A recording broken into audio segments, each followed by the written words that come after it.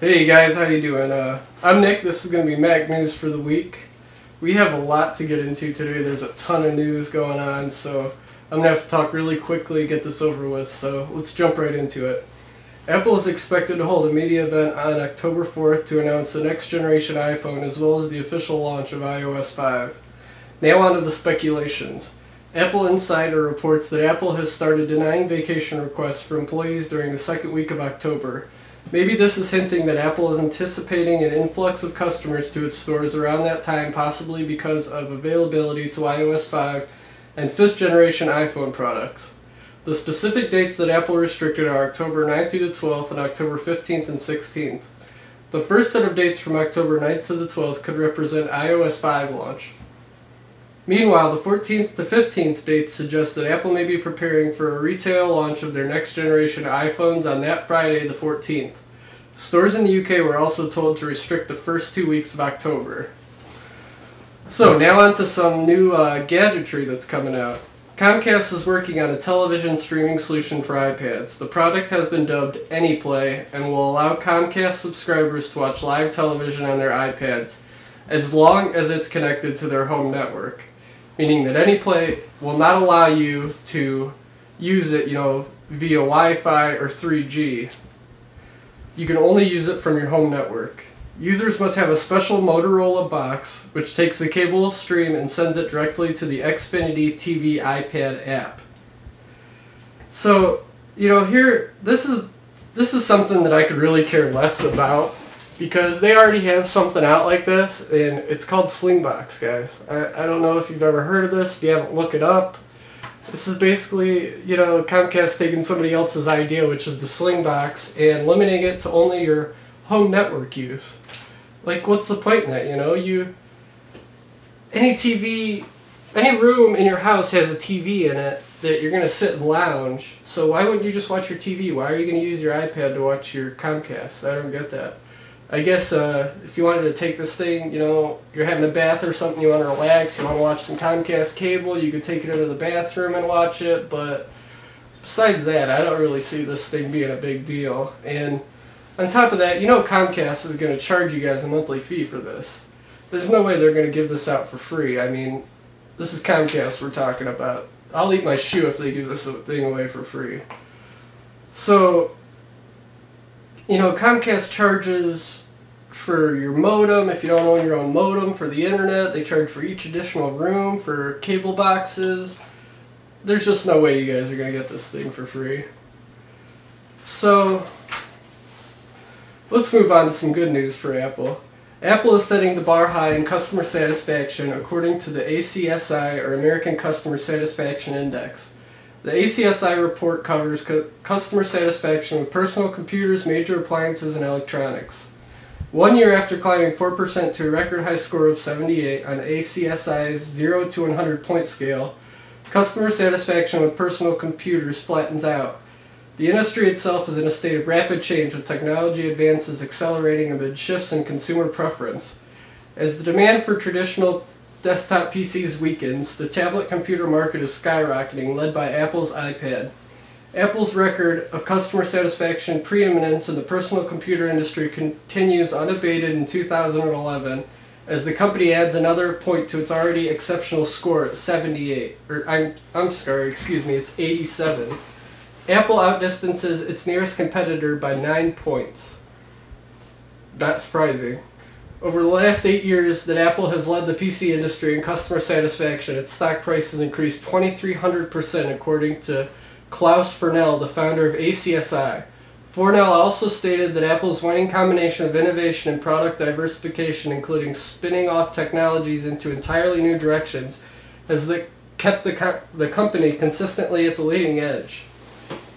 Among Windows-based PC makers, not much has changed over the past year. Two Hewlett-Packard brands, Compaq and HP, see only incremental gains of 1% in 2011. At 78, HP outperforms last place Compaq at 75, and customer satisfaction for both brands is higher now than at any time since the HP Compaq merger in 2002. But HP's market share is increasingly threatened by tablet computers, and the company may soon abandon the PC market altogether. Dell, Acer, and the aggregate of all other brands such as Toshiba, Lenovo, and Sony are sandwiched in between the two HP product lines, with no progress this year as evidenced by unchanged ACSI scores of 77. No surprise there, guys. In more good news, investment research firm UBS today issued a report highlighting retention rates for smartphone users, judging consumer loyalty based on whether they plan to make their next purchase from the same manufacturer as their current handset. According to the worldwide survey, 89% of iPhone users report that they will purchase another iPhone. You can count me in on that percentage. No other manufacturer topped a 40% retention rate in this survey, with HTC taking second place at 40%. Android as a whole has a planned retention rate of about 55% according to the survey, indicating that while many current users of Android handsets are planning to switch manufacturers, a fair number of them do intend to stay with Android. But 31% of surveyed Android users report intending to switch to the iPhone for their next device, with over 50% of the total switchers planning to move to Apple from another manufacturer, as only about 10% of switchers are moving away from Apple. Research in Motion has experienced a steep drop in retention rate, with only 33% of current BlackBerry users planning to purchase another BlackBerry, down from 62% a year and a half ago. In contrast, Apple's retention has fallen only 6 percentage points over that time in the face of strong competition from Android.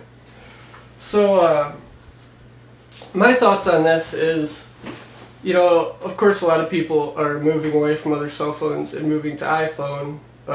When it came time for me to renew my project, in my previous video I said, first time I picked up an iPhone, played with it, saw the user interface, all that, I was just hooked, Now that iPhones are getting circulated more worldwide, more people are seeing them, more people are getting to use them, play with them, a lot of people are going to be switching. A lot of people are going to want the iPhone because, it's just the best device out there. So the more this thing gets spread around, the more it's going to get picked up by other people. It's like an Apple virus. The more people that come in contact with it, the more people are going to contract it. So moving on, we have an odd story I came across. It's actually kind of funny. Officers from San Francisco Police Department have asked for permission to review the surveillance footage at a bar where an Apple employee allegedly left a prototype of the company's 5th-generation smartphone. Jose Valle, whose family owns the Cava 22 bar and restaurant where the device was misplaced, told CNET that San Francisco Police Department representatives recently visited the establishment with a request to see surveillance video from July 22nd and the 21st as part of the lost iPhone case. Valle said he has tried to share the video with investigators, but they have yet to follow up. He was doubtful that the video footage from Cava 22 would shed much light on what happened to the missing handset.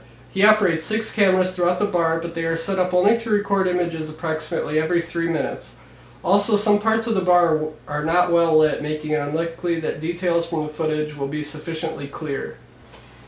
According to Lieutenant Troy Dangerfield, a spokesman for the department, the request for footage is most likely part of an internal probe into officers' handling of a visit to a residence in connection with the lost prototype.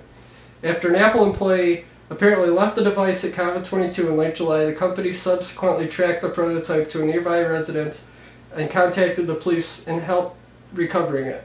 San Francisco Police Department has experienced some confusion over the issue, as it first claimed that no officers had accompanied Apple security officials to the address. But the department now says that plainclothes officers went with the iPhone maker's employees to the residence, but did not go inside. 22-year-old Sergio Calderon, the resident at the residence at the address in question, alleged that he was threatened by the officers, adding that he would not have allowed the search if he had known the men were Apple employees. Calderon said earlier this month that he had talked to an attorney about the issue, though San Francisco Police Department said he has yet to file a complaint. Dangerfield confirmed that no criminal investigation has been opened for the lost device, as Apple has yet to file a police report. Man, I'll be surprised if this guy keeps his job. So that's my thought on that, guys. But, this video is coming to an end now. I'm going to have to make a part 2 because the biggest news of this week is coming up in this next video. So I hope you guys watch it. See you there.